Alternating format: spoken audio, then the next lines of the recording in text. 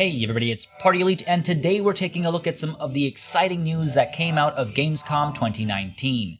The event was packed with all sorts of great info about all sorts of great games coming out in the near future, and as you might expect if you're familiar with this channel, I'm particularly excited about the great set of strategy, tactic, city building, and simulation games that got updates. 2020 is looking like a great year already, so without further ado, let's dive into 9 exciting announcements from Gamescom 2019. Kerbal Space Program 2, scheduled for a spring 2020 release date, is going to kick us off as a bit of an outlier as a pure sim game in this list. First off, while I always felt Kerbal Space Program was going to get a sequel, I never really thought it would happen considering all the support and modding that we saw in the first. It felt like a bit of a timeless game. But here we are, and boy am I excited, leading our little green friends into the final frontier, developing technology to get them further and further away, and accomplishing various scientific experiments while doing contracts to stay afloat. The game did a great job of blending free-form sandbox and more directed campaign gameplay. Even though it's a different developer for this one, I expect the sequel to hit the nail on the head in that regard, and we're apparently going to see the ability to build colonies complete with the resource management that goes with sustaining life on another planet. These colonies will grow as you keep shipping more resources and supplies over until they can ultimately launch rockets on their own, free from the restrictions of your homeworld's oppressive gravity. New technologies, including speculative technology to help us with interstellar travel, and a better onboarding systems are being boasted as well. The latter should make the concepts of delta V's and mass and thrust and orbit management feel a bit easier to get into. There's also some preliminary talk of multiplayer, which I'd be very curious to see in action. We have no details, but the thought of playing competitively with other space agencies led by other players definitely gets me intrigued. I'm thoroughly excited for this, and the developers have made it clear that KSP2 will also be very mod-friendly, even more so than the first game. I can't wait to miscalculate the trajectory of important shipments, leaving entire colonies to starve and die. Expect to see it covered on the channel.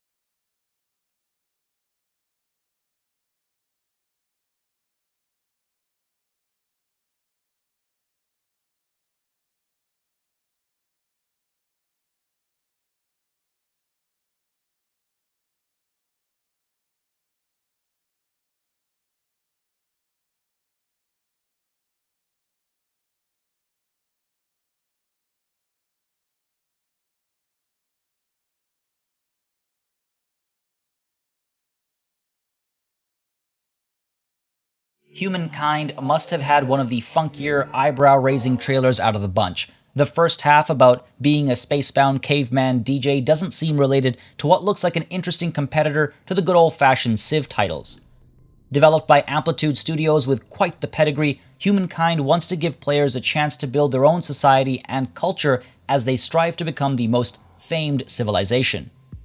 Rather than having you pigeonholed into a pre-existing set of rules based on the culture or nation you pick at the start of the game, Humankind will have you taking pieces from real-world cultures to adopt into your own as you reach important junctions of development. All these decisions are meant to add up and leave you with a uniquely crafted culture that captures the history of your people specifically. An interesting approach for sure.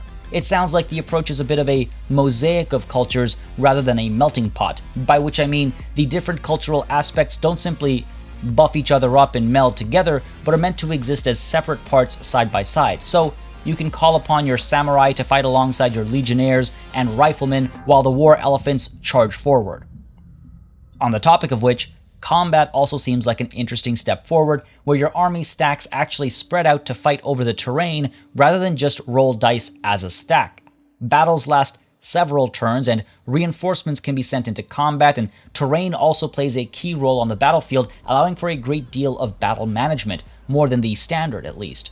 Victory will be driven by the concept of fame, where doing different things will accumulate fame until one nation is declared the victor at the end of it all. Fame can, as far as we know, be obtained through various types of actions that encompass the standard victory conditions, from diplomatic moves to those of aggression. Now, there are a lot of similarities to the norm of 4X games, but the concept definitely has me intrigued. It's very early days for this one, but I'm certainly keeping an eye on it. Empire of Sin got a brief mention from me after E3 earlier this year. With a spring 2020 release date planned, this Prohibition-era game has you going to war with and as the mob bosses of 1920s Chicago. Between historical characters, an overworld, and a turn-based tactical combat component, Empire of Sin hits all the notes that gets me interested in the game. The gameplay reveal trailer that dropped during Gamescom gives us some insight on the story, where it seems the player tries to progress from a small timer to a major mob boss, taking on the existing top dogs along the way. Choosing from various rackets that were common at the time, from gambling dens to speakeasies, and upgrading said rackets seems to be a core part of the overworld and the economic system, and it looks like as far as assembling a crew is concerned, there are some interesting mechanics in place. The gameplay trailer hints at people falling in love and running off, or people coming into work drunk, so clearly there are relationships to manage, as well as traits that can either hurt or perhaps help given the situation. We see the implication of stealth elements, we see extortion and bribery in action, we also see what looks like a fair bit of customization as far as loadouts are concerned. There's also been talk of varied playthroughs, allowing for tons of replayability, and I'll be curious to see how all that comes together. Overall, as somebody who misses the good old mob movies and has always enjoyed games with a darker side to them, this is one I can't wait to get into.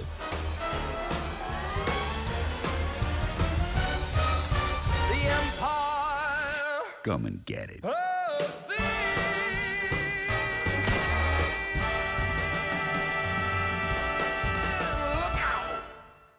Knights of Honor 2 Sovereign is set to release sometime in 2020, and if the bickering between advisors we hear in the trailer is anything to go by, this might be quite a special game.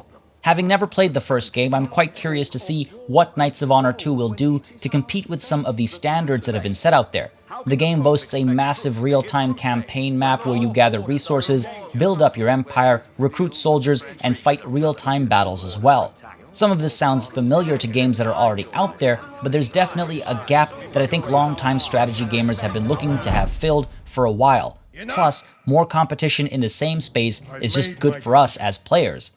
Supposedly the game will have all the depth one expects of a grand strategy game, but will try and be far more accessible than anything out there right now.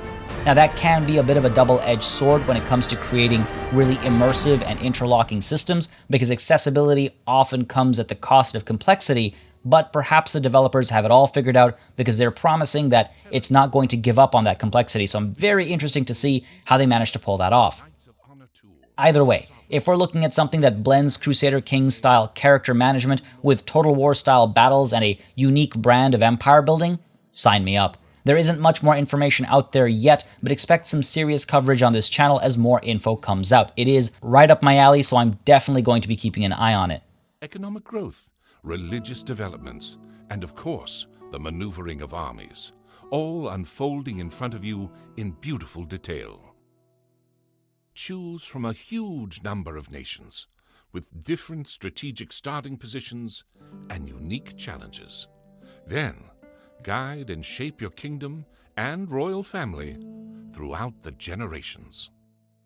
In Sovereign, embrace the fantasy of you being the king, using your hand-selected royal court to execute your will and drive your strategic decisions, from forging alliances with diplomats to leading your armies with marshals.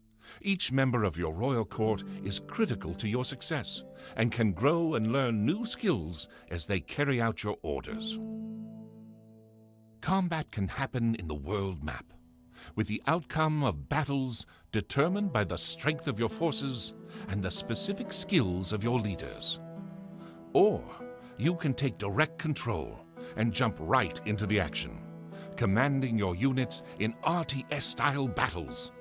You decide which engagements warrant your personal attention, where your prowess can make the difference between victory and defeat. Fight across a variety of battlefields, including ruthless castle sieges for control of new provinces or the defense of your people. Knights of Honor 2 Sovereign is an exciting mix of grand strategy depth and real-time approachable gameplay. We hope you've enjoyed this first sneak peek into the visuals of our game, and can't wait to show you more about how you can be the Sovereign in coming months. Thank you. Secret Government had a showing at Gamescom and is scheduled for early access in October of this year.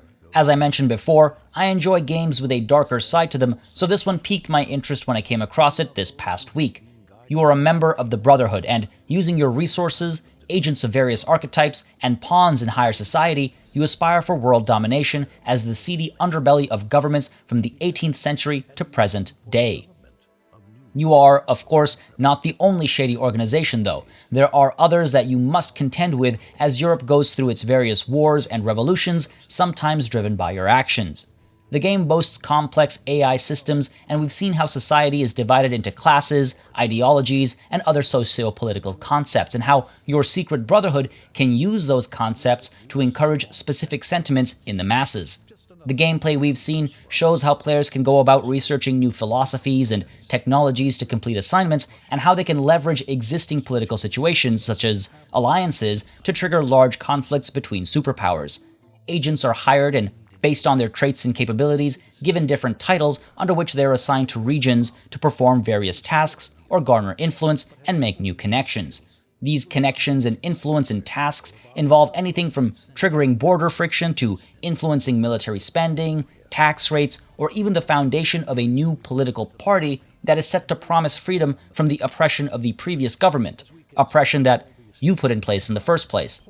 It sounds like a very complex web of subterfuge and infiltration where you're not in control of any existing nation, but are simultaneously in control of all of them to further the goals of your brotherhood, of your secret government. It's not the prettiest looking game, I'll be honest, sure, but the intertwining systems and seediness has me extremely intrigued, and I might start looking at this game on the channel when it releases in early access. Very soon the war will reduce public order, and this party will be able to take power, having staged a revolution. But what is this? Our brother in Austria was followed. It seems we have attracted the attention of another brotherhood. It is necessary to collect more information about the other order and come up with a plan to deal with them as well.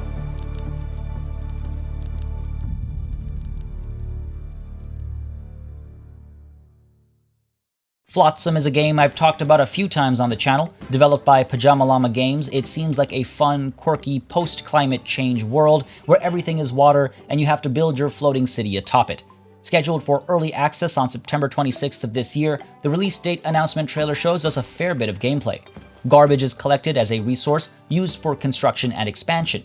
People can be rescued from isolation, and it seems as though there will be standard job types one can expect from a city builder. We see builders, we see people fishing, we see what I think is electricity generation, and we also see the tackling of unique challenges that only make sense in the context. For example, desalination and using sails to travel the seas in search of more resources. There's a really interesting line of thinking here, and I'm curious to see exactly what kind of city building, colony management game this is. How heavy is the micromanagement? How are jobs assigned? What kinds of resources are you managing? What kinds of objectives are there? Is there any antagonist? It seems very interesting. It definitely looks like it's, trying to be different, and with all the talk of underwater cities, ruins, and wildlife that might need your help or perhaps be hostile, I'm just very excited to see such a unique setting for a genre that's been around for ages. I'll definitely be doing a deep dive on this one.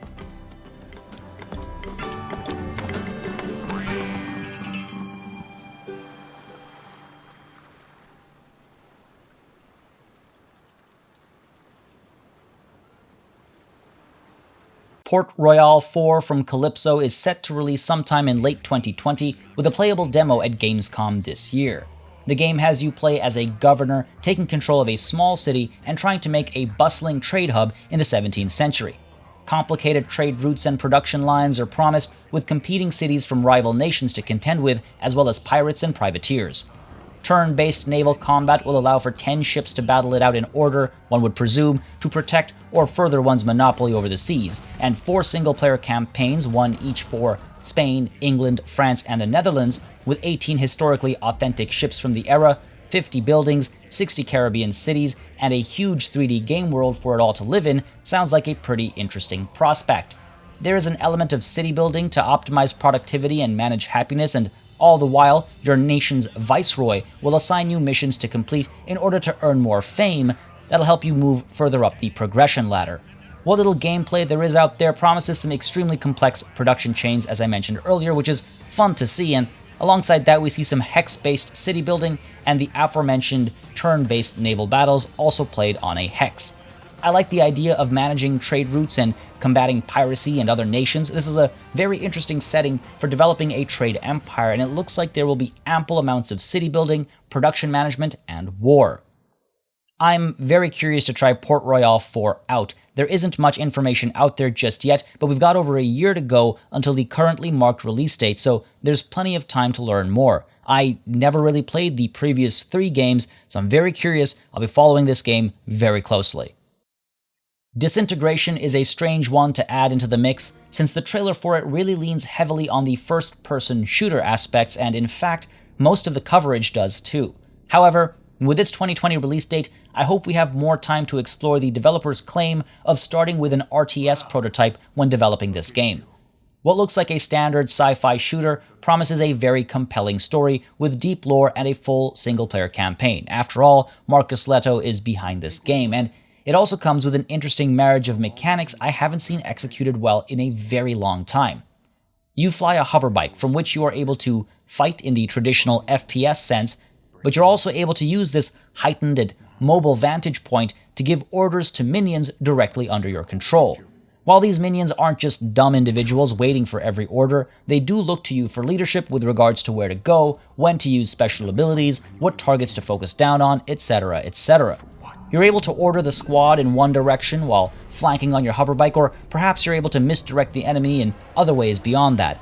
The multiplayer component was on show at Gamescom with a 5v5 capture the flag type mode, which means that there are 5 players on either side, each with 2 to 4 minions under their command, something that can easily get quite hectic. Add on top of that the class-based loadout system for the player character as well, and it sounds like a pretty complex affair. Reading up on the game has given me strong nostalgia vibes for Battlezone and Battlezone 2 from back in the day, though those games involved a fair bit of base building and unit recruiting on top of what Disintegration has to offer. Maybe a more apt comparison is to Brutal Legend, the game starring Jack Black that took a sudden weird turn halfway through the game and became a bit of a strategy game, as well as... that was a weird game. That was a weird change in tone. Nonetheless, Disintegration sounds very interesting. I've been looking for a game like this for a very long time. I think it's an interesting concept. I'm curious to see more. I'm curious to see how they blend the mechanics of a first-person tactical shooter, which we've seen many of, on a much larger scale, on a more strategic scale, so to speak. Again, I'm very curious because it's a fresh attempt. It's a very new type of game, supposedly. I haven't been intrigued by a shooter in a long time, but add in the right amount of strategy and tactics, and I might just bite.